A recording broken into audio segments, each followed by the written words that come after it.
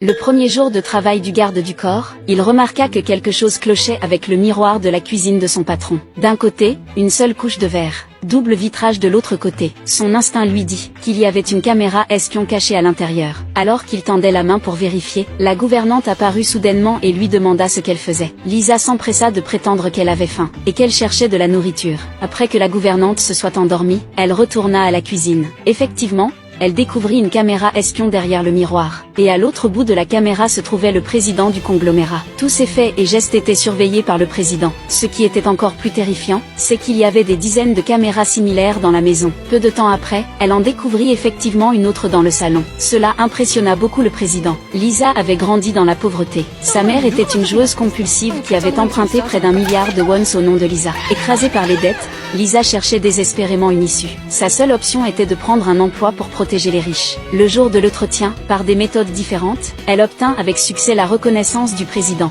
Il dirigeait un empire alimentaire massif, une légende dans l'industrie des nouilles instantanées. Il avait un fils et 2 filles, mais une seule était vraiment de son sang. Cette fille était morte il n'y a pas longtemps dans un accident de voiture. Les 2 autres étaient des beaux-enfants du précédent mariage de sa défunte épouse. Le chauffeur mit Lisa au courant des rumeurs familiales. Les gens chuchotaient que la fille était morte d'une overdose de drogue. Le fils était un imbécile, pas la peine de s'en inquiéter. Mais la fille aînée, Anna, était dangereuse. Elle était professeure brillante, impitoyable, et méfiante envers toute femme qui s'approchait de son père. Elle avait même placé le majordome, Monsieur Choi, comme espion pour le surveiller. En revenant, le président a délibérément laissé partir le conducteur. Lisa en profita pour poser des questions sur les caméras. Parce qu'il y avait des caméras partout dans le bâtiment, mais il n'y avait pas de caméra dans la salle de bain ou le vestiaire. Et il n'y avait qu'une seule cuisine dans la villa. Lisa devina directement la vérité. Parce que le majordome Choi était un homme d'Anna, il n'osait jamais manger la nourriture préparée à la maison. Il ne faisait confiance qu'à la nourriture apportée de l'extérieur. Le président dit à Lisa qu'il ne lui restait que 6 mois à vivre.